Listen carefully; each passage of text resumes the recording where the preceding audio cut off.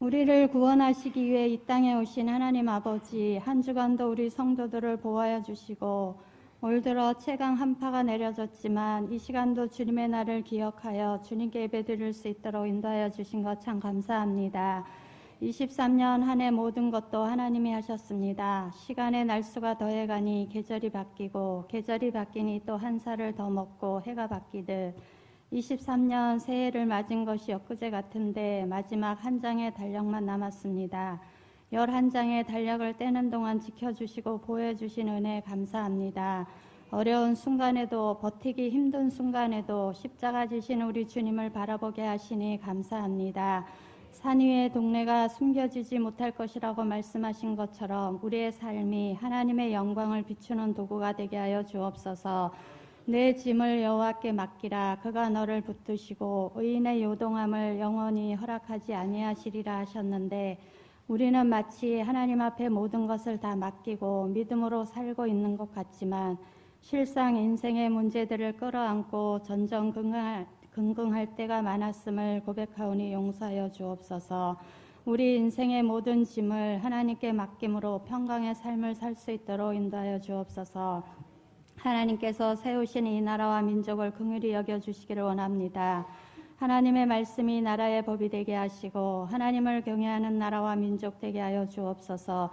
짙은 어둠에 잠겨있는 정치계가 밝아지게 하시고 메말라 굳어진 경제계에 은혜의 단비를 주셔서 경제 성장을 이루게 하여 주옵소서.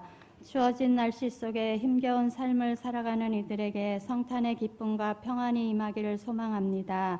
경제적인 어려움과 인생의 어두운 터널을 지나는 이들이 성탄의 빛을 보게 하여 주옵소서. 지금 우리가 캄캄한 터널 같은 시간을 보내고 있어도 하나님께서는 반드시 돕는 손길을 보내시고 회복의 은혜를 주시는 줄 믿습니다. 우리 삶의 주인이 반드시 내가 아닌 주님이 되어 하나님의 돌보심을 확신하며 세상에 있는 사명자로 살아감으로 세상이 감당할 수 없는 믿음의 자녀들이 다 되게 하여 주옵소서. 군인, 경찰, 소방공무원 등 보이지 않는 곳에서 공공의 유익을 위해 헌신하는 모든 이들에게 자신이 하는 일에 보람을 느끼고 기쁨을 누리는 나라가 되게 하여 주옵소서. 사랑의 하나님 아버지, 한 해 동안 우리 오류동 제일교회를 은혜로 인도하시고 한 해를 마무리하면서 교회 안에 크고 작은 모든 행사들을 축복해 주시니 감사합니다. 특별히 2014 비전과 목사님의 목회 계획에 온 성도들이 긍정적으로 보고 듣고 말하고 행하게 하시니 감사합니다. 원하옵기는 성도들의 사업장마다 직장마다 일터마다 축복의 은사를 더하여 주셔서 주님의 몸된 교회를 섬기고 이웃을 돌아보기에 부족함이 없도록 도와주옵소서. 한 해 동안도 기관장으로 부서장, 구역장으로 교사로 찬양대원으로 차량 운행으로 방송실로 매주 먹는 식사 섬김으로 커피 봉사도 이름 없이 빚도 없이 꾸준히 일을 충실히 감당해온 이들이 있었기에 교회가 건강하게 달려오게 하신 것 참 감사합니다. 이제 내년에 헌신할 일꾼들을 세우는 가운데 있사오니 지혜롭고 충성스러운 일꾼들을 세워주셔서 아름답게 헌신하며 기쁨으로 섬길 수 있도록 인도하여 주옵소서. 예수님께서는 우리에게 더불어 살아가는 삶, 나누는 삶을 말씀하시며 함께 울고 함께 웃는 삶을 살라고 하셨습니다. 하나님의 나라와 교회는 결코 혼자 이룰 수 없사오니 주님께 부름받은 사명자 한 사람 한 사람을 소중히 여겨 하나님 나라를 확장하는 믿음의 사명자로 서로 돕고 헌신하며 함께 교회를 세워가는 아름다운 오류동 제일교회 공동체가 되도록 인도하여 주옵소서. 올 한 해를 결산하며 내년을 준비하는 예결산 재직회에 이어 오늘 공동의회 가운데도 함께하여 주시사 하나님께서 우리 교회를 도우신 역사를 영의 눈으로 보는 귀한 시간 되게 하여 주옵소서. 내가 내 기도를 들었고 내 눈물을 보았노라 말씀하신 주님, 우리 성도들의 가정, 직장, 사업장을 지켜주시고 질병과 경제 문제, 자녀 문제, 입시와 취업 등으로 올 한 해 작정하고 기도했던 모든 것들이 이루어지는 역사가 있게 하여 주옵소서. 약할 때 강함 되시는 하나님 아버지, 우리는 약하지만 우리를 통해 일하시는 하나님은 전능하심을 믿습니다. 수술을 앞두고 있는 성도를 기억하사 두려움이 기도가 되게 하시고 전능하신 하나님 앞에 엎드리는 통로가 되게 하여 주옵소서. 주님이 집도위에 손길을 주장하셔서 한치의 오차도 없이 수술이 잘 되게 하시고 이번 일이 전하 위복의 기회가 되어 하나님께 영광 돌릴 수 있도록 인도하여 주옵소서. 매주일 이른 아침부터 예배를 위해 기쁨으로 섬겨왔던 찬양대를 축복하여 주옵소서. 오늘도 올려드리는 찬양이 입술로만 드리는 찬양이 되지 않게 하시고 중심을 드릴 수 있는 찬양이 되게 하여 주옵소서. 예배를 위해 보이지 않는 곳에서 섬기며 헌신하는 손길들을 기억하사 믿음으로 갚으시고 은혜로 더하여 주셔서 기쁨으로 헌신하여 하늘의 상급을 쌓은 자들이 되게 하여 주옵소서. 담임 목사님께 늘 영육 강건함과 성령의 능력을 기름부터 부어주사 말씀이 선포될 때 믿음으로 받아 주님의 음성을 듣게 하시고 기쁨의 예배, 감격의 예배, 눈물과 회개와 결단이 이루어지는 거룩한 영적 예배가 되게 하여 주옵소서. 우리의 기도를 들으신 하나님께 감사드리며 우리를 위해 이 땅에 오신 예수 그리스도의 이름으로 기도드립니다.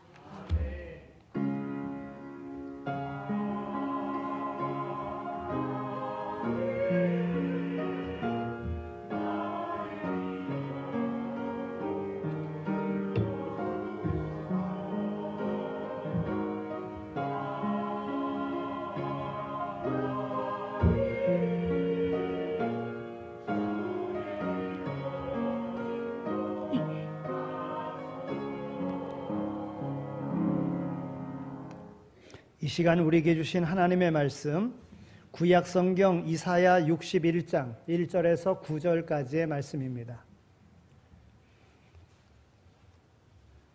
이사야 61장 1절에서 9절까지의 말씀 이제 봉독해 드리겠습니다. 주 여호와의 영이 내게 내리셨으니 이는 여호와께서 내게 기름을 부으사 가난한 자에게 아름다운 소식을 전하게 하려 하심이라.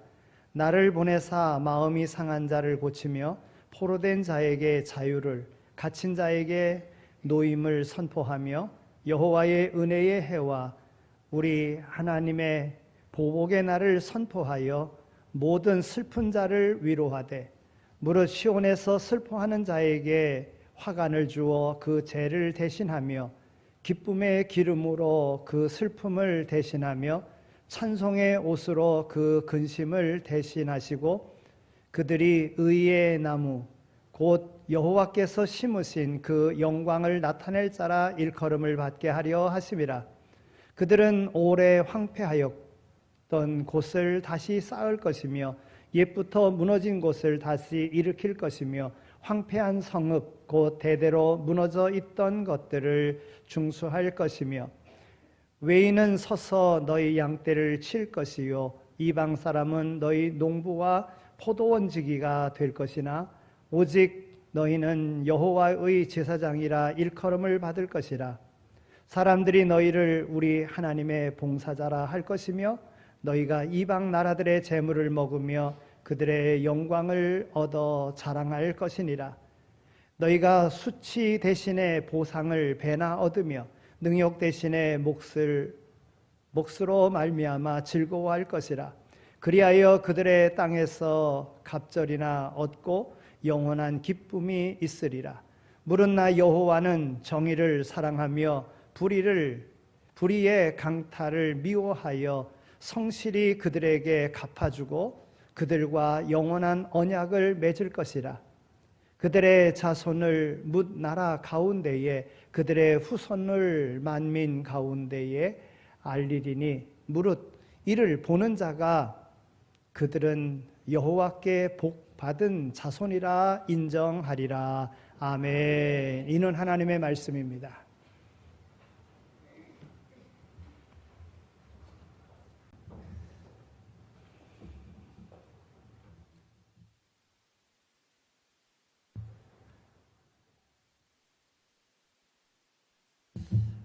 누가복음 4장 18절 19절에 있는 말씀을 보면 예수님의 공생의 그 기간 예수님께서 고향 나사렛 회당에 들어가신 적이 있었습니다.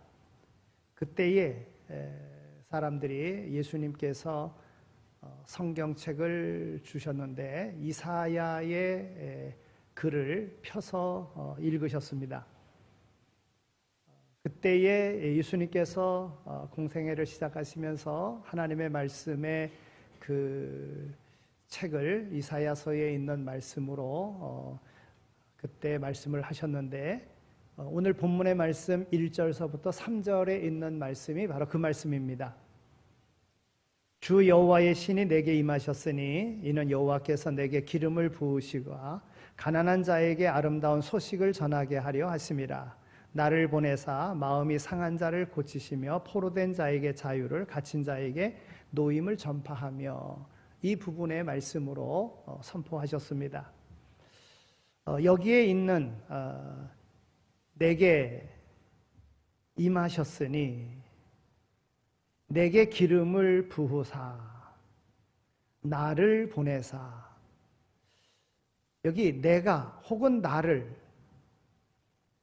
누구인가 의문점을 듣는 이들로 갖게 만들었습니다.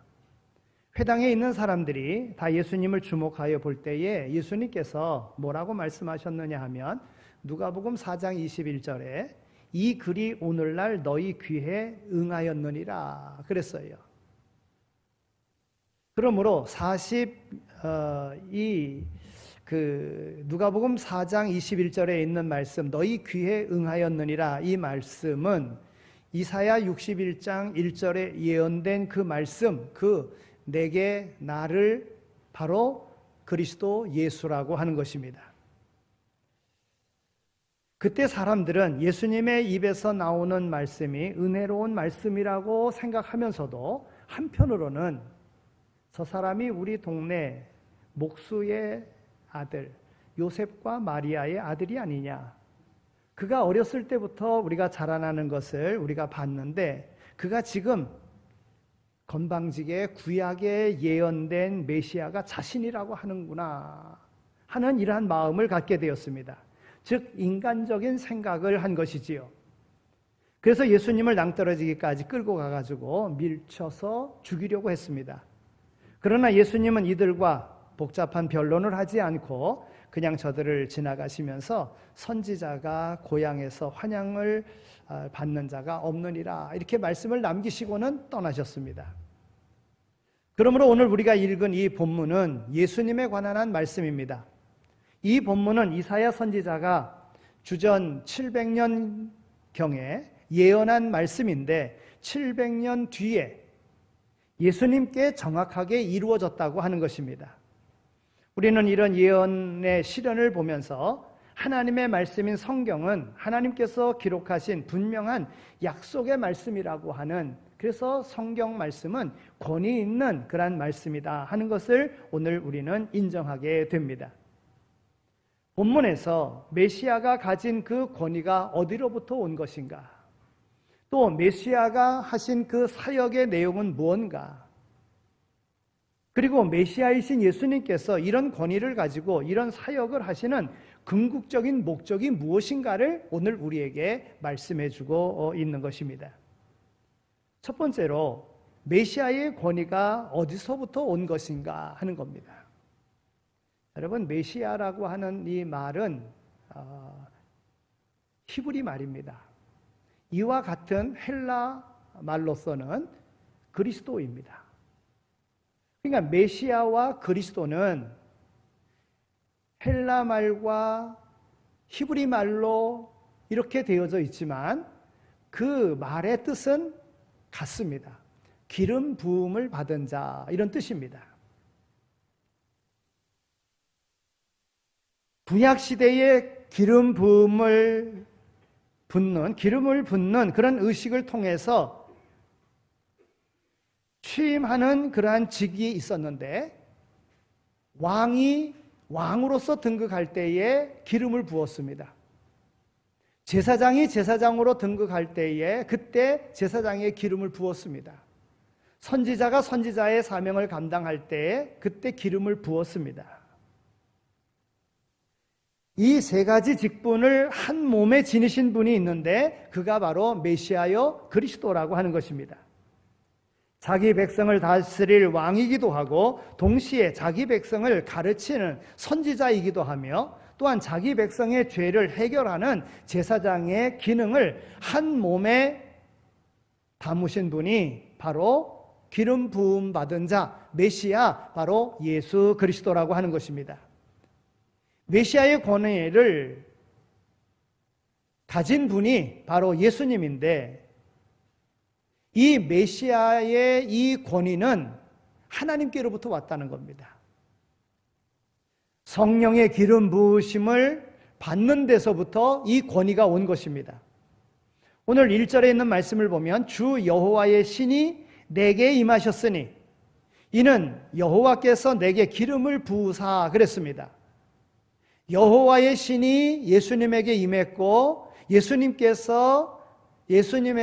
하나님께서 예수님에게 기름을 부으셨다는 거예요. 여호와의 신이 임하는 것과 기름 부음을 받았다는 것, 동일한 의미로 사용되어지고 있는 것을 보게 됩니다. 이사야서는 메시아의 권위가 성령의 임재에서 온다고 말하고 있습니다. 성령의 기름 부음을 받아 성령이 임재해서 계심으로 메시아에게 그 권위가 주어졌다고 하는 것입니다. 이사야 11장 1절에서 2절에 있는 말씀을 보더라도 이새의 줄기에서 한 싹이 나며 그 뿌리에서 한 가지가 나서 결실할 것이요 여호와의 신 곧 지혜와 총명의 신이요 모략과 재능의 신이요 지식과 여호와를 경외하는 신이 그 위에 강림하시리니 그랬어요. 이새의 아들은 다윗입니다. 다윗의 후손은 예수님입니다. 그러므로 예수님에게 여호와의 신이 임할 것이라고 예언되었고 그 예언대로 여호와의 신이 예수님에게 임함으로 지혜와 총명의 신, 모략과 재능의 신, 지식과 여호와를 경외하는 신, 이 능력의 신이 예수님에게 임한 것입니다. 따라서 사람이 성령을 받지 않고서는 지혜도 있을 수 없고 총명도 있을 수 없고 모략도 있을 수 없고 재능도 있을 수 없고 지식도 있을 수 없다는 거예요. 여호와께서 주신 것만이 진정한 지혜요 권능이라고 하는 것입니다. 하나님께서 성령으로 예수님에게 이러한 능력을 주신 것입니다. 하나님께로부터 예수님에게 메시아의 권한이 주어진 것입니다. 이사야 42장 1절에 있는 말씀을 보더라도 내가 붙드는 나의 종, 내 마음에 기뻐하는 나의 택한 사람을 보라. 내가 나의 신을 그에게 주었으므로 그가 이방에 공의를 베풀리라 그랬습니다. 여러분, 이 말씀도 역시 예수님에게 성령을 부으신다는 그런 약속의 말씀입니다. 신약에 보면 예수님과 성령은 뗄래야 뗄 수 없는 관계인 것을 우리는 알게 됩니다. 예수님께서 모태에서 성령의 충만을 받으셨고 세례 받으실 때에도 성령이 비둘기같이 임하였고 또한 성령의 능력을 물 붓듯이 기름 붓듯이 받아서 갈릴리에 두루 다니시면서 착한 일을 행하시고 복음의 증거를 감당하셨음을 우리는 보게 됩니다. 예수님께서 가르치실 때도 성령의 인도함을 받아 가르치셨고 죽은 자 가운데서도 부활하실 때도 성령의 능력으로 부활하신 것입니다. 이처럼 예수님과 성령이 함께 일하신 것은 일일이 열거할 필요도 없습니다. 이것은 이사야 선지자의 예언들이 신약에 모두 이루어진 것을 명확하게 우리는 확인할 수 있기 때문에 그렇습니다. 사람에게도요, 어떤 면이든지 권위가 있는 것은 그 사람의 직분 때문이 아닙니다. 그에게 성령의 기름 부으심이 있을 때 그 성령의 기름 부으심으로 그의 권위가 나타나는 것입니다. 하나님의 일을 하는 일꾼은 그 직분이 목사이든 장로이든 권사이든 집사이든 회장이든 대장이든 무슨 직분이든 간에 직분 자체보다도 성령의 기름 부으심과 인재하심을 통해서만이 참 권위가 나올 수 있다고 하는 것입니다. 어떤 면으로든지 사람이 권위 있는 사람이 되려고 하면 그에게 성령이 있어야 된다고 하는 겁니다. 성령으로 하면 아주 미약한 것 같아도 거기에 능력이 나오는 거예요. 따라서 오늘 우리는 늘 성령의 기름 부으심을 날마다 받아야 되는 것입니다. 사람은 성령의 기름 부으심을 받게 되면 고귀하고 권위 있는 자가 되는 거예요. 내가 아무리 가난하게 살아도, 내가 아무리 세상적으로 내세울 만한 그러한 것이 없다고 하더라도 성령이 함께하면 그 성령이 함께하는 삶 속에 능력이 나온다고 하는 것입니다. 따라서 우리는 성령의 임재함을 받아야 됩니다. 성령의 역사함이 없이는 회개할 수도 없습니다. 성령이 함께하지 아니하면 죄를 죄로 깨달을 수도 없습니다. 그런 거로 성령 충만함을 위해서 기도해야 된다는 거예요. 그 성령의 충만함이 없으니까 항상 문제 앞에서 갈 바를 알지 못하고 방황합니다. 무엇이 옳은지 그른지도 모르고 그렇게 행합니다. 하나님 앞에 나와서 하나님 앞에 성령을 구하시기 바랍니다. 집중적으로 하나님 내게 성령을 주시옵소서, 성령의 인도함을 받게 해주시옵소서, 하나님 앞에 기도할 때 성령을 구하는 자에게 성령님은 오늘 우리에게 임하게 될 줄로 믿습니다. 여러분, 예수님의 그 메시아의 권위는요, 하나님으로부터 사명과 고난을 이 위임받는 데서부터 온 것입니다. 오늘 61장 1절에 있는 말씀 중간 부분에 보면 가난한 자에게 아름다운 소식을 전하게 하려 하심이라 나를 보내사 이렇게 기록되어져 있습니다. 메시아는 하나님 아버지의 보내심을 받아 특수한 사명을 위임받았기 때문에 권위가 있는 것입니다. 누구로부터 보낸 바 되었는가? 그 전에 제가 말씀드릴 때에 여러분, 우리나라를 대표하는 대사들이 각 나라들마다 있습니다. 대사는 대통령이 보낸 겁니다. 대사가 행하는 것은 물론 대통령의 뜻을 물어보고 그리고 행합니다만은 대표하는 겁니다. 네. 그러니까 오늘 우리가 예수님께서 그 권위를 하나님께로부터 받았는데 그 사명과 고난을 위임받은 것입니다. 그러니까 하나님께서 허락하신 것을 받아서 행하는 것이지요. 메시아는 하나님 아버지의 보내심을 받아 하나님께서 이루라고 하신 그 사명을 이루는 자라고 하는 거예요. 여러분, 대통령의 고난이요, 대통령이 정말 인격적으로 착한 일을 하고 착하게 살았다고 대통령 되는 거 아니거든요. 대통령의 고난은 국민으로부터 국민의 그러한 위임을 받아서 하는 겁니다. 신약에서 예수님께서는 스스로 메시아의 사역을 하는 것이 아니라 하나님 아버지로부터 사명을 받으신 것을 예수님께서도 여러 번 말씀하셨어요. 요한복음 7장 28절에 있는 말씀을 보면 내가 스스로 온 것이 아니로라 나를 보내신 이는 참이시니 너희는 그를 알지 못하나 그랬어요. 즉 예수님이 이 땅에 오심은 하나님이 보내신 것입니다. 요한복음 8장 28절에서도 내가 스스로 아무것도 하지 아니하고 오직 아버지께서 가르치신 대로 이런 것을 말하는 줄도 알리라. 예수님이 말씀하시는 모든 것 하나님께서 가르치신 대로 행하는 것이었습니다. 요한복음 8장 42절에 있는 말씀을 보더라도 나는 스스로 온 것이 아니요 아버지께서 나를 보내신 것이니라 그랬습니다.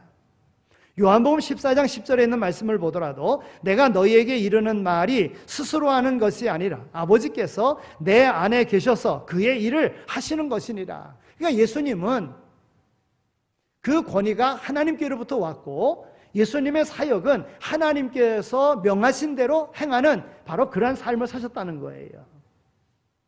예수님께서는 우리 인간을 향하여 권위를 가지신 분이십니다. 그런데 권위는 순종을 요구한다는 사실을 우리는 알아야 됩니다. 그러므로 예수님께 불순종하는 사람에게는 진노와 파멸이 이루어지게 될 것입니다. 오늘 말씀 앞에 이사야 60장 12절에 있는 말씀을 보면 너를 섬기지 아니하는 백성과 나라는 파멸하리니 그 백성들은 반드시 진멸되리라 그렇게 말씀하고 있습니다. 권위자에게 순종하면 축복이고 불순종하면 파멸이라고 하는 것입니다. 그러므로 예수님 말씀을 들으시고 권위에 순종하는 주님의 충성된 종들이 다 되시기를 바랍니다. 하나님의 말씀에 순종하는 겁니다. 하나님의 뜻을 받들어 하나님의 뜻대로 행하는 이에 순종하는 것입니다. 이것이 바로 살 길이라고 하는 겁니다. 그러면 예수님, 메시아, 그리스도의 사역은 무엇입니까? 이사야 선지자는 두 가지 사역을 말하고 있습니다. 첫째는 가난한 자를 구원하는 사역이라 하는 겁니다. 오늘 1절 중반절에 있는 말씀을 보면 가난한 자에게 아름다운 소식을 전하게 하려 하심이라 나를 보내사 마음이 상한 자를 고치며 그랬어요. 또 2절 후반절 또 3절 전반부에 보면 모든 슬픈 자를 위로하되 무릇 시온에서 슬퍼하는 자에게 화관을 주어 그 죄를 대신하며 희락의 기름으로 그 슬픔을 대신하며 찬송의 옷으로 그 근심을 대신하시고 그랬어요. 예수님께서 가난한 자에게 은혜를 주기 위해서 오셨다고 하는 것입니다. 여기서 가난한 자는 물질적으로 가난한 자가 아닙니다. 여러분, 우리가 가난하다 그러지만 지난 시간에도 말씀을 드렸습니다마는 여러분, 우리가 아무리 가난해도 세 끼 먹습니다. 거기다 간식까지 먹습니다. 그 간식이라는 것은 밥 먹고서는 세 끼 먹고 커피 마시고 빵도 먹고 이러잖아요. 아무리 가난해도 그런 생활합니다. 여러분, 부자라고 5끼 먹는 거 아닙니다. 부자라고 다른 밥 먹는 거 아닙니다. 오늘 하나님의 말씀, 가난한 자에게 은혜를 주시고, 여기 가난한 자, 물질적인 가난이 아니라 오늘 우리는 심령이 가난한 자, 마음이 상한 자, 자신의 죄로 인하여 슬퍼하는 자, 자신의 허물로 인하여 근심하는 자를 다 포함하고 있는 것을 우리는 알아야 됩니다. 바울 사도도 능력 있게 그 모든 사역을 감당했지만은요, 그 역시 가난한 자였어요. 뭐에 대해서 가난한 자였냐면 죄에 대해서는 가난한 자였습니다. 그래서 바울 사도는요, 나는 죄인 중에 괴수다 그랬어요. 아니, 뭘 그렇게 예수 믿고 난 다음에, 그가 거듭난 다음에 주의 사역을 감당하는 중에 뭘 그렇게 괴수와 같은 일을 했겠습니까? 그러나 그 심령을 바라볼 때는 늘 내가 죄를 안 지려고 하면 할수록 내가 죄로 빠져드는 것을 내가 느낀다. 그러면서 나는 죄인 중에 괴수다. 그렇게 고백을 한 거예요. 이게 가난한 자라고 하는 거예요. 바로 예수님의 이 메시아 사역은 바로 가난한 자를 구원하시기 위함이라고 하는 거예요. 여러분, 마음에 슬픔이 있는 분들 예수님을 더 가까이 하시고 예수님을 믿으시기 바랍니다. 그 마음속에 희락이 분명히 주어질 줄로 믿습니다. 마음에 근심이 있는 분들 예수님을 의지하시기 바랍니다. 그러면 예수님으로부터 그 입술에 찬송이 터져나오게 될 줄로 믿습니다. 사람이요, 스스로 자족하고 나는 만족하다, 그리고 스스로 자만하고 자고하면 메시아의 도움을 받지 못합니다. 하나님의 도움을 받지 못합니다. 그러나 하나님, 주여 내가 곤고한 자입니다. 내가 죄를 지어 용서가 필요한 사람입니다. 나는 마음이 슬퍼 기쁨이 없는 사람입니다. 그리고 마음에 근심이 있으니 내게 찬송을 주십시오. 이렇게 하나님 앞에 기도하면 하나님께서 그 기도를 받으시고 하나님이 기뻐하시는 기도 아니겠어요? 하나님께서 은혜 주실 줄로 믿습니다. 예수님께서도 말씀하셨습니다. 수고하고 무거운 짐진 자들아 다 내게로 오라. 내가 너희를 쉬게 하리라 말씀하셨습니다. 마태복음 9장 13절에서도 내가 의인을 부르러 온 것이 아니요 죄인을 부르러 왔노라 말씀하고 있습니다. 마태복음 9장 12절에서도 건강한 자에게는 의인이 쓸데없고 병든 자에게야 쓸데있느니라 말씀하셨습니다. 예수님께서는 무거운 짐을 진 사람, 죄를 진 죄인, 그리고 병든 자, 그들에게 아름다운 소식이 되어주시기 위해서, 구원의 은혜를 주시기 위해서 주님이 오셨다고 하는 겁니다. 일하다가 힘들어 쓰러질 것 같을 때에 주님 의지하는 겁니다. 주님을 부르는 겁니다. 새 힘을 주실 줄로 믿습니다. 내가 죄인인 줄 알고 구원받지 못할 자인 줄 알고 회개하며 주님께 나올 때 주님께서 오늘 우리의 모든 죄를 깨끗하게 씻어 주실 줄로 믿습니다. 사람의 그 지위가요, 높아지게 되면 인간적으로는 교만하게 되어져 있습니다. 나는 그런 지위가 있어도 나는 교만하지 않아, 이렇게 이야기하는 사람이 혹 있을런지 모르겠어요. 근데 누가 나를 아는 체 안 해준다? 누가 내게 인사 안 한다? 여러분, 이거 교만해서 그런 겁니다. 그러나 성령의 사람이면, 하나님의 영광을 위하여 살아가는 사람이면 누가 알아주지 않아도, 인사 안 해도 전혀 개의치 않습니다. 거기에 넘어지지 않습니다. 시험에 들지 않습니다. 왜냐하면 나는 아무것도 아닌데, 나는 죄인인데, 나는 보잘것없는 사람인데, 이런 인식이 있기 때문에 그렇습니다. 여러분, 욥도 보면 온갖 고난을 다 당하잖아요. 재산 다 잃었어요. 자녀들도 다 죽었어요. 몸에는 발끝에서 머리끝까지 온갖 욕창으로 고생을 합니다. 예? 그런데도 그 모든 것을 감내합니다. 어떤 믿음으로요? 내가 모태에서 나올 때 적신으로 나와 싸운즉 또한 적신이 그리로 돌아가올지라. 겸손하게 낮아진 마음입니다. 내가 나올 때, 이 세상에 올 때 아무것도 가지고 온 것 없다, 아무것도 내가 가지고 갈 것 없다, 이런 마음을 가지니까 어떤 상황이 내게 닥치든지 간에 이길 수 있었던 거예요. 여러분, 그 고난의 과정을 다 겪고 나니까 어찌 됩니까? 하나님께서 그 믿음을 보시고 갑절로 채워주시잖아요. 갑절로. 오늘 우리의 인생 바른 믿음으로 하나님의 영광을 위하여 이렇게 살아가면, 그 살아간 삶 속에서 물론 하나님의 나라에서 영원한 것을 우리에게 상급 주시겠지만, 오늘 우리의 생애 가운데도 하나님께서는 분명한 그런 응답을 오늘 우리에게 주실 줄로 믿습니다. 여러분, 이런 믿음으로 가야 되는 거예요. 이런 믿음으로. 예? 여러분, 메시아의 그 사역은요, 억압당하는 자들을 해방시키는 사역입니다. 포로된 자에게 자유를, 갇힌 자에게 노임을 전파하며 그랬어요. 예수님께서 요한복음 8장 32절에서 34절에 보면 유대인들에게 진리를 알지니 진리가 너희를 자유케 하리라 그랬어요. 그랬더니 유대인들이 예수님에게 뭐라 그러냐면, 우리가 아브라함의 자손이라 남의 종이 된 적이 없거늘 어찌하여 우리가 자유케 되리라 하느냐, 이렇게 반문을 했습니다. 그런데 사실은 이스라엘은 그 당시에 로마의 속국으로 남의 종살이와 같은 그런 억압을 당하고 있었거든요. 그러니까 그런데도 불구하고 그들이 억압당하고 종살이하고 있는 것을 모르고, 우리가 아브라함의 자손인데 우리가 언제 우리가 갇힌 바 되었느냐, 이렇게 이야기했던 거예요. 깨닫지를 못한 것이지요. 그러니까 예수님께서 유대인들에게, 예수님께서 말씀하십니다. 진실로 진실로 너희에게 이르노니 죄를 범하는 자마다 죄의 종이니라, 그렇게 말씀했었어요. 죄의 종이면서도 종인 줄 모르고 마귀의 노예이면서도 노예인 줄 모르는 그러한 불신자의 현실을 예수님께서 지적해 주셨어요. 여러분, 내가 죄를 행하면서도 죄인 줄을 모르는 것, 여러분, 하나님 앞에 오늘 우리가 정말 통회하며 옷을 찢으며 그리고 회개하며 나가야 됩니다. 하나님의 뜻을 거스르면서도 거스르는 줄 모르고 행하는 이런 삶이 있다고 하면 그 모든 것을 뉘우쳐 하나님의 뜻을 이루고자 하는, 하나님께 영광 돌리는 삶의 자리로 나가야 될 줄로 믿습니다.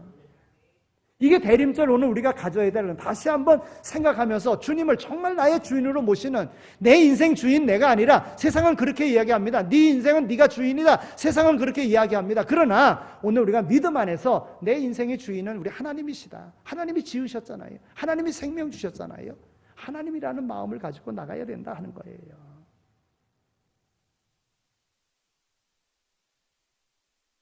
이제 그러면 메시아의 구원 사역의 그 목적은 무엇이겠습니까? 오늘 3절 말씀에 보면 그들로 의의 나무 곧 여호와의 심으신 바 그 영광을 나타날 자라 일컬음을 얻게 하려 하심이라 그랬어요. 여러분, 메시아가 죄인을 구원하는 궁극적인 목적은 하나님의 영광을 나타내기 위한 것입니다. 예수님을 믿으면서도 자기 영광을 위해서 살려고 하는 사람들이 있는데 그들은 자기의 존재 목적을 모르는 사람입니다. 자기 영광을 위하다 보면 시험이 오고 좌절이 오고 공고가 옵니다. 그러나 하나님의 영광을 위하면 시험이 오지 않습니다. 좌절도 없습니다. 왜요? 하나님의 일을 감당하는 것이니까. 그런데 내일이라고 생각하면 실망과 좌절과 낙심이 오는 겁니다. 이사야 43장 7절에 있는 말씀을 보면 물은 내 이름으로 일컫는 자 곧 내가 내 영광을 위하여 창조한 자를 오게 하라. 그들을 내가 지었고 만들었느니라 그랬어요.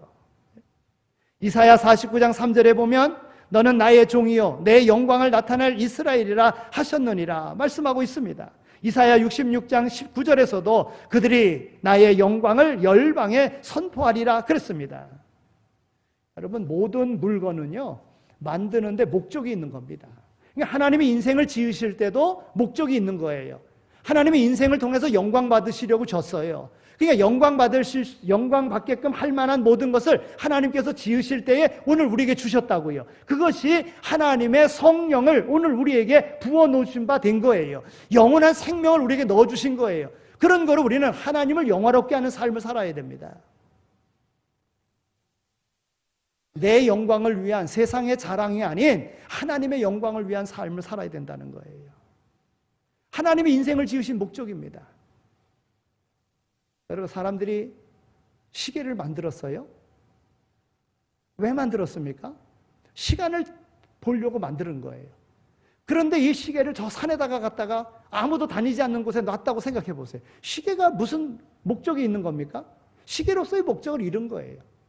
요즘에 뭐 개들을 되게 사랑하고 개들을 좋아하고 그러는데 뭐 개한테 뭐 호텔도 있고 뭐 병원뿐만이 아니라 뭐 온갖 옷들도 있고 뭐 간식도 있고 뭐 온갖 것들이 다 있어요. 근데 개가 시계를 볼 줄 아나요? 시간의 밤낮에 대한 이런 건 느낄 수 있겠죠? 그래서 내가 개를 사랑한다고, 개가 좋다고 개 발목에다가 시계를 갖다 걸어줬어요. 여러분, 시계는 개 발목에 장식품으로 해주려고 만든 게 아닙니다. 사람이 보려고 만든 거예요. 그럼 개 발목에다 채워놨다면 어찌 되겠어요? 개가 귀찮아가지고 막 끊어버리고 띄어버리고 입으로 뜯고 밟아버리고 막 그럴 겁니다. 인간이 하나님을 떠나면 존재의 목적에 대해서 영원히 헷갈릴 수밖에 없습니다. 구원받은 사람은 어떻게 하면 하나님의 영광을 나타낼까 하는 것으로 살아야 되는 거예요. 오늘 말씀이 우리에게 주는 교훈은 바로 그것입니다. 의의 나무가 열매를 맺음으로 하나님께 영광을 나타낼 수 있다고 하는 것입니다. 오늘 3절에 있는 말씀 우리 한번 읽을까요? 자, 3절 말씀을 읽겠습니다. 3절 말씀 시작.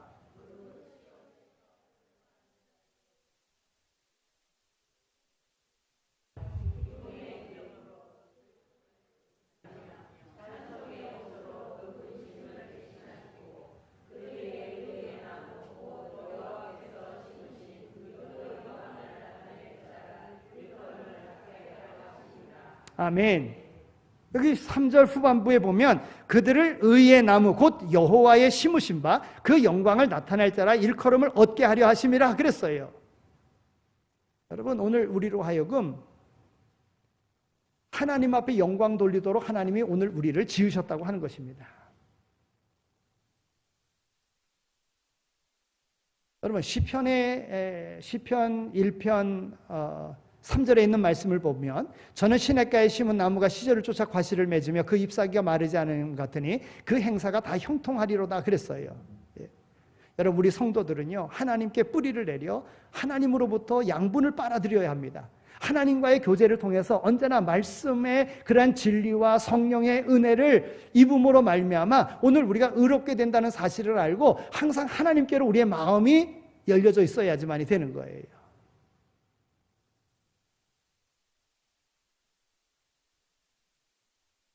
하나님께서 구원받을 길은 한 길밖에 주지 않았어요. 그 한 길은 오직 예수를 믿음으로만이 구원받을 수 있다는 겁니다. 예수를 믿는 길, 외길입니다. 예수로만이 의로워질 수 있는 것입니다. 자기의 능력으로 의롭게 살려고 하면 죄만 지을 수밖에 없습니다. 그리고 그 죄를 자기 능력으로 이겨낼 수 없습니다. 그러나 예수님을 믿고 성령 받아 하나님과 교제하면 시냇가에 뿌리를 내리면 하나님께로부터 자양분을 얻어서 시조를 쫓아 과실을 맺는 그런 삶을 살게 된다고 하는 겁니다. 이 대림절의 절기 무엇보다도 하나님께서 오늘 우리를 구원하셨는데 왜 구원하셨는가? 하나님의 뜻을 이루도록 의의 나무가 돼서 의의 열매 맺도록 우리를 구원하셨다는 사실을 알고 그와 같은 삶이 되도록 이 대림절에 우리의 마음을 다시 한번 갈아엎어서 옥토가 되게 만들어야 될 줄로 믿습니다. 주님께서 명령하셨습니다. 오늘 우리에게 주신 사명이지요. 땅끝까지 이르러 내 증인이 되라고 하는 겁니다. 복음 전해야 돼요. 오늘 우리 교회는 그래서 한 사람이 12명씩 전도하자는 거예요. 세계 모든 열방에도 복음 전해야 됩니다. 땅끝까지 복음 전해야 됩니다. 그 일을 위해서 우리가 감당해 나가야 되는 거예요. 오늘 하나님께서 우리에게 표를 주셨어요. 오늘 하나님께서 우리에게 비전을 주셨어요. 이 일을 감당해 나가는 겁니다. 이 일을 감당해 나갈 때 성령의 기름 부으심 있게 되시고 너희의 그 일을 감당할 수 있는 그 권능으로 이겨나갈 수 있다고 하는 거예요. 그런데 이 목표가 다른 데 있으면 인간에 있다든지 자기의 생각에 있다고 하면 하나님의 뜻 이루지 못합니다.